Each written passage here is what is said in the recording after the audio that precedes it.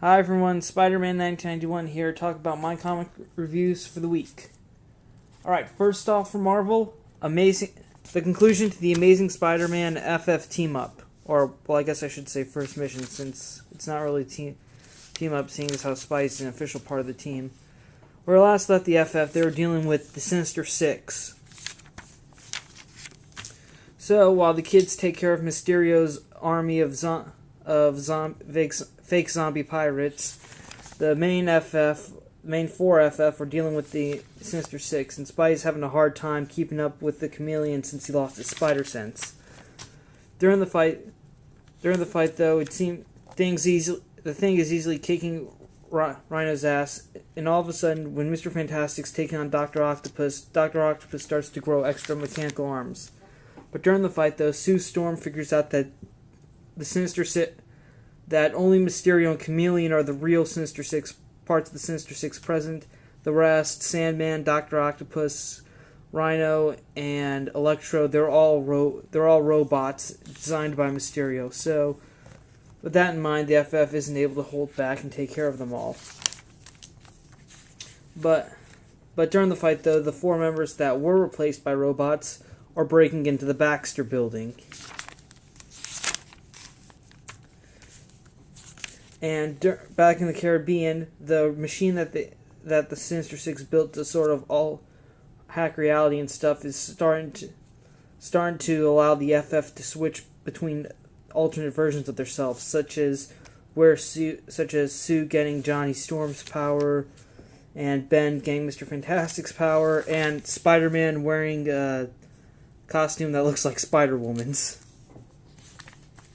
Same thing goes for the kids. They keep fluctuating between alternate versions of themselves, even Dragon Man. But they're able to stop the machine. Spidey is able to save the kids during the fight, but unfortunately, Chameleon and Mysterio get away.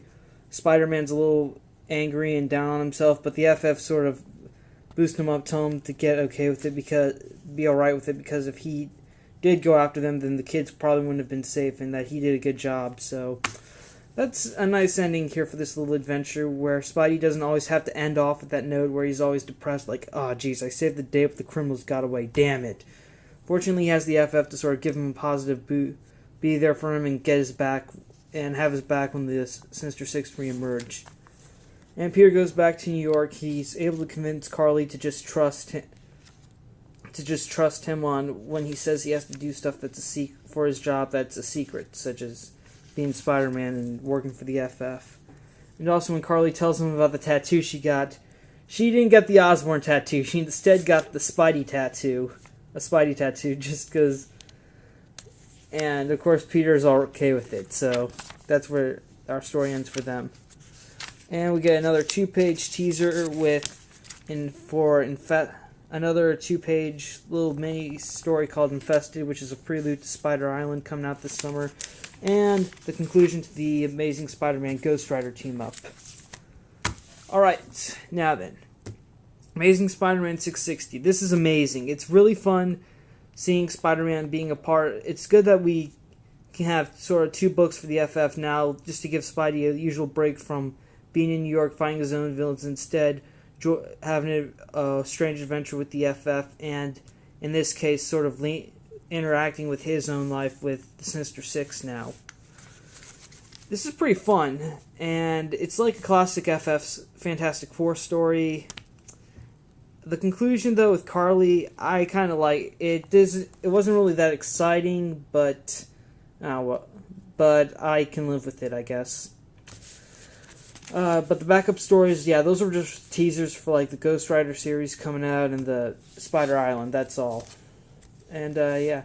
Oh, and next issue though for Amazing Spider-Man, he has to be a substitute teacher for Avengers Academy, which I'm really looking forward to. Amazing Spider-Man has been great since Dan Slott's been writing it, and if you can, go back and read this story from the beginning just to get the full experience with the FF. Alright, and speaking of the FF, my second Marvel comic came out today was FF number 3. Well, not much happened here, except we learned that not only did Valerie decide to gather Doctor Doom to help her, but also the High Evolutionary, Diablo, the Mad Thinker, and the Wizard. And that Victor Von Doom and Valerie are hosting a symposium to figure out how they can finally defeat Reed Richards. And of course the Watcher shows up too. And Valerie tells Reed that the reason she did this was she found Reed's machine that he used to visit the whole Council of Reeds. And when the Council was being destroyed, a few of the Reeds got out and sealed off the portal, and now they're trying to figure out a way to access alternate Earths again. But in order to do that, they need to sacrifice this world. So they're making deals with all the other 4 cities that were seen on Jonathan Hickman's run during the final issues of Fantastic Four, which were the Old Atlantis, the Forever City. They make a deal with Mole Man and the Inhumans, but that doesn't go well for one of the Reeds. And yeah, then even the Annihilus, the ruler of the negative zone. Pretty much what the council what the remaining Council of Reeds wants to do is they need to access their Earths or other alternate Earths. In order to do that, though, they're going to sacrifice the main Marvel universe here, which is not good. So that's why Valerie hosted her own little symposium so that she could get with all the other brilliant supervillains and try to figure out how they can stop a guy as smart as Reed Richards, who's one of the most brilliant thinkers in all of the Marvel universe. I definitely rank him among one of the smartest people in the Marvel universe. And that's FF. Not much. This is just more of a setup, though.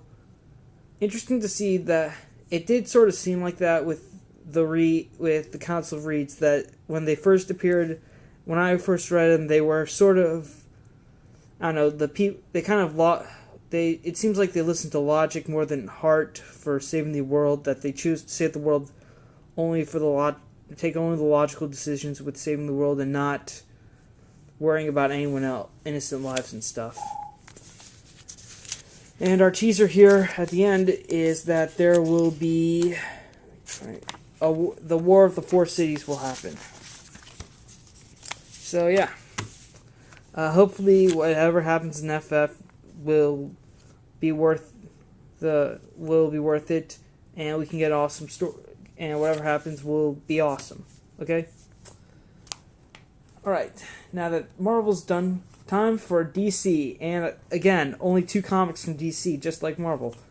But they both cover this, and like Marvel, they cover the same subject, which The Flash, number 12. This is the final issue of the current volume of The Flash. For now, though, I hope, because maybe after Flashpoint they might pick it up with the original numbering. Maybe not.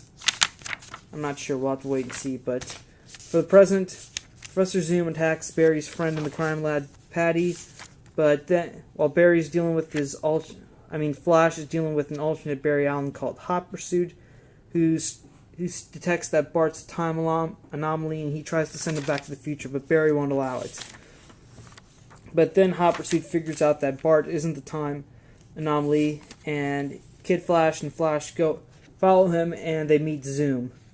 And apparently Zoom says that he's starting to use his connection to the Speed Force to manipulate time as well, which was how he was able to look like a young boy. And so Hot Pursuit goes after Professor Zoom, but Zoom grabs Hot Pursuit, then realizes he's an alternate version of Barry Allen. It seems how Zoom has the ever-loving desire to kill Barry, but he can't, because if he killed Barry, then that would affect his own timeline, which he can't do. But fortunately, this is an alternate Barry Allen, which he kills. And then Zoom runs off, telling Barry that he's experimenting with powers that Barry doesn't even realize he has. So Zoom and Barry have pretty much the same powers, but Zoom's operates on a negative frequency from Barry's. So while they go off, Zoom turns himself into an old man to disguise himself as a Flash, and Kid Flash won't recognize him. And in the end, though, Barry is able to convince Patty to stay, and he talks to Iris about everything that happened. and she tells him that he's regressing to the man he was before he became the Flash. But Barry tells her that this is a lot to take in, seeing as how his mother's death was that he's partially responsible for his mother's death because he became the Flash, and that's the reason Zoom did it. And he tells Iris that tomorrow he'll try to figure things out, and he just needs one more day, and then he'll start to open up more with his family. But the next day, while Barry's visiting his mother's grave, Professor Zoom uses his power to change everything, and thus begins Flashpoint. Okay. Alright, well, for Flash number 12, this final issue was pretty good. Alright, to see Zoom kind of kill an alternate version of Barry Allen makes sense, because he hates Barry Allen, so if he did find a version of Barry Allen that he could kill that wouldn't affect his timeline, he would do it. So, and also the conclusion of Barry sort of trying to work things out now, trying to readjust to what he knows about his mother's death and get back in the game and try to open up his family more. That was good. And now, as far as the conclusion goes, this was pretty much a nice lead into Flashpoint. If you've been reading Road to Flashpoint and you want to know what's going to happen in Flashpoint, then yeah, definitely pick this issue up. Or if you've been collecting Flash, then pick this issue up, I guess, since it's going to be the final one until Flashpoint's over. Now then, Flashpoint. This isn't an alternate Earth. The timeline has been... Professor Zoom has changed history, and the DC universe is different. Think of this as sort of DC's version of X-Men's Age of the Apocalypse. I think maybe in the early 90s, there was a story in X-Men called Age of Apocalypse, where Charles Xavier's son, Legion, went back in time to try to kill Magneto before he became Magneto, but unfortunately he killed Charles Xavier, and that affected history. And for about a year or so, the X-Men books were reflecting this changed timeline until everything was reset. And this is kind of what Flashpoint is. Everything's changed, and Barry has to figure out what's going on and how he can change it back. No, before I start this review, there will be a huge spoiler. Okay, so if you don't want, I'd say fast forward about 5 minutes or so, maybe 5 minutes if you don't want to know what that is. All right, okay. Now then, we open up on Flash. We get a narration here about Barry Allen, and Barry wakes up in the crime lab, and he's hearing everyone at work talking about how they have to try to figure out the truth behind Central City's greatest hero, Citizen Cold. And then Patty mentions that Citizen Cold and Pied Piper are going to fight, or in a shootout outside of the Cold Museum. And Barry rushes off, but he notices his ring's gone. Then he trips, falls down the stairs, and then breaks his neck, and the story ends right there. Just kidding. He's alive, and so is his mother. And Barry outside, Barry tries to tell his mother that he's the Flash, but she doesn't know who that is. He mentions the Justice League and Superman, but she doesn't know who those are. But then he brings up Batman, and she says that everyone's heard of Batman. Cut to Gotham City, which looks like Bruce Wayne owning Vegas. And Batman's chasing after this Harley Quinn-like villain called Yo-Yo, and Batman's trying to find the Joker, but Batman's a lot more darker in this universe because he throws her off the ledge, but she's saved by Cyborg. And it's revealed in this universe that Cyborg is pretty much the Superman. He's the main hero, the big guy that everyone looks up to and stuff. And he's gotten together all the other heroes of the universe to sort of figure out how they're going to deal with some huge crisis. More on that. Back to Central City. Barry goes to see Iris, but Iris is single and in a relationship. Alright, back in Gotham, Cyborg is trying to get the heroes together so that they can deal with Wonder Woman and Aquaman. Aquaman has pretty much sunk most of Western Europe underwater, and Wonder Woman has taken over the UK and declared it New Themyscira. Soon, they're at war with each other, and they're going to take over the world, and it's up to everyone here to stop them. We got some little introductions, brief bios on some people like the Outsider and Citizen Cold, plus the Outsiders, and also the team Shazam. Apparently, this is an interesting thing. I thought was very intriguing. Was the Captain Marvel of this universe? Instead of it being just Billy Batson who has the power, each one attribute of Captain Marvel's power was distributed amongst these 7 kids. So it's not just Billy. There's also Mary and Freddy, but 3 other kids. And apparently, when they say Shazam, they form not Captain Marvel, but Captain Thunder. Oh, and also apparently he has a tiger with him. And it looks like all the heroes are starting to take Cyborg's side, that they need to do something, and they're in, but Batman quits, and so does everyone else. Everyone just goes, okay, wait, you promised us Batman. Yeah, we're not doing this unless Batman's doing it. So it's safe to say Batman's still the cool guy of this universe. The guy who everyone follows, and if he's not in, then no one else is. Barry, he doesn't have a superpower, so he's driving all the way to Gotham City. He reaches Wayne Manor, and he enters the Batcave, but it's not that fantastic. The only kind of mementos are a gun in a case and a Wayne family portrait. Then Batman shows up, holds Barry down, but then Barry calls him Bruce and says that, I know who you really are, and everything's different, and I can help you. But then Batman says that Bruce died years ago, and he saw it. And then Barry figures out, spoiler alert, this Batman isn't Bruce Wayne, it's Thomas Wayne, his father. So that's how Zoom altered Batman's timeline. He obviously changed it so Joe Chill didn't kill Thomas and Martha, but Martha and Bruce. Alright. Yeah, 5 minutes, that's about right. Okay, Flashpoint number 1. This was a great, amazing setup issue, and now I'm really looking forward to... At first, I wasn't so sure about the Batman miniseries. I mean, all it said was he spends most of his days running Wayne casinos. I'm just like, okay, so what? Bruce is now turning Gotham City into Vegas? What? But now I'm really intrigued since it's not Bruce under the mask, it's Thomas Wayne. That's pretty interesting. And plus, how's Barry going to get his powers back in this universe? And I really did want to know more about how Cyborg got to be the huge central hero, but he's not and he is supposed to be the huge sort of Superman of this universe, but he doesn't have his own miniseries or one shot. What's up with that?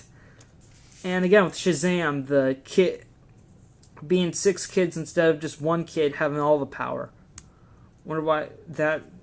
Maybe Professor Zoom took Mary Marvel, Freddy, and the 3 other kids. They did mention that they were all on the same subway train, so maybe the wizard couldn't decide between one of them, so he gave them each a power that they could use to form one Captain Marvel entity.